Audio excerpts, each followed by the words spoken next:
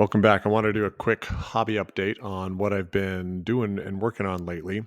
First, I added some new units to my 5th McCarron's Armored Rangers. I added a Jingao, a Orion, a Thunder, a Blackhawk, 2 Drillsons, and my favorite vehicle of all times, a Partisan. Now, I'm not a big fan of how the Thunder looks. I think his autocannon looks pretty silly in the sculpt and in the artwork.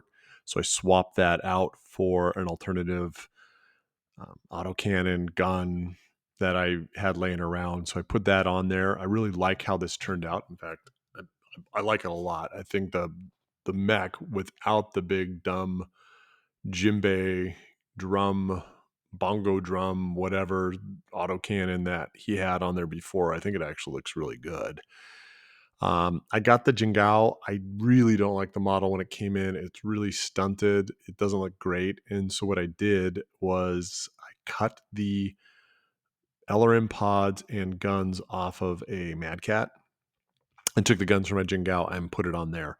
And I really actually like how it turned out. In fact, if you're playing in a format that doesn't allow for 3D prints, because there's a really cool 3D print of the Jingao out there, um, if you just go get the guns from Aries or buy a Jingao and strip the guns off of it and put it on a Mad Cat like I've done here, I think you'll be really happy with it. Next, I've been trying to flesh out my infantry for I'm calling it a generic mech force or my op force.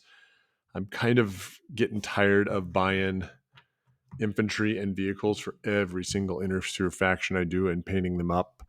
So I'm doing is making more of a generic force, and then I'm starting like a pool of mechs that are generically painted in camouflage that I can add to my inner sphere factions as needed. So I'll still do like specific paint schemes, but I might swap in a camoed mech as well, which I think makes sense within the lore. Sometimes they're in field color, sometimes they're in camouflage. But for my vehicles and infantry, I'm trying to make things more general for them recently, so I'm not having to constantly be purchasing the same 1 stand or 3 stands or 4 stands of infantry over and over and over again and just painting them slightly different. So I'm just doing like a generic camouflage.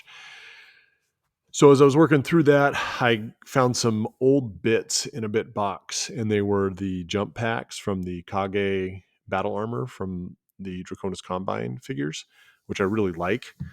Those figures a lot, but when I bought mine, they came with a bunch of extra jump packs, so I glued them onto just some standard infantry on the back of them to make jump infantry, and then use some clump foliage to make a couple of them look like they were jumping.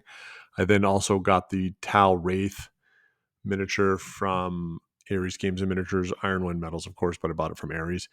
And I thought from the picture, it looked like he had like a pistol in his hand, so I was going to use it for something else. But when it came in, it looked more like a rifle, so I made a couple snipers, and I really like how they turned out. Kind of have them hiding behind some rocks, gave them some camouflage. So I'm pretty pleased with those. I like the jump troops so much that I've actually started working on some jump troops for my pirates. The pirates, the infantry I have for them, I'm kind of doing like a biker gang thing and post-apocalyptic, survivors theme. So I started working on those as well. I'm liking how those have turned out or are turning out. Speaking of pirates in my periphery states, I've been doing the same thing, making more generic infantry that can go with any of the periphery factions I might run.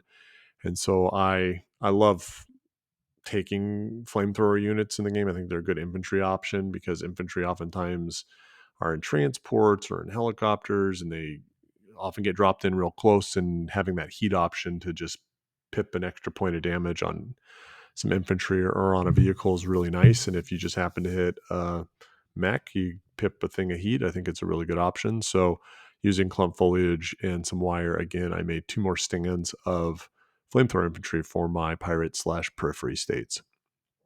I got some 3D printed strikers that have been laying around, not really doing much, taking up space in the shelf.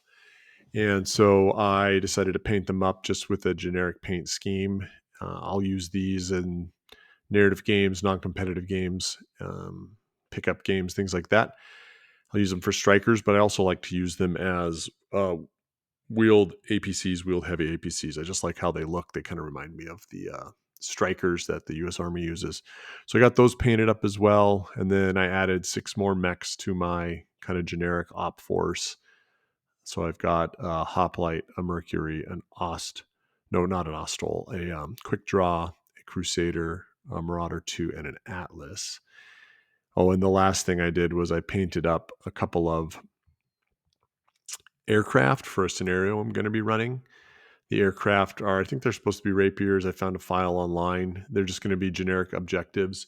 The scenario is the Free Worlds League is tired of pirates raiding on their borders, and so they're sending a strike force down to their planet, and they have to go destroy drop ships, aerospace assets, things like that that the pirates are using for raids. I kind of painted them up to look like Spitfires, or I use a Spitfire from World War II kind of paint schemes on them. They're a little bit different on each one. I'm not sure on the canopies. I did them green because a lot of the jeweling I do in cockpits is green, but I'm not super thrilled on how they turn out. But if I just use them for objectives in this game that need to be destroyed, it's probably fine. So I'm going to be playing a big game this weekend. Got some buddies coming down. We're doing that narrative game scenario for fun. I think it's going to be a good time. Maybe I'll take some pictures of that, and when it's over, I'll throw it up and kind of explain what happened. Otherwise, may the blessings of Blake be with you, and have a good weekend.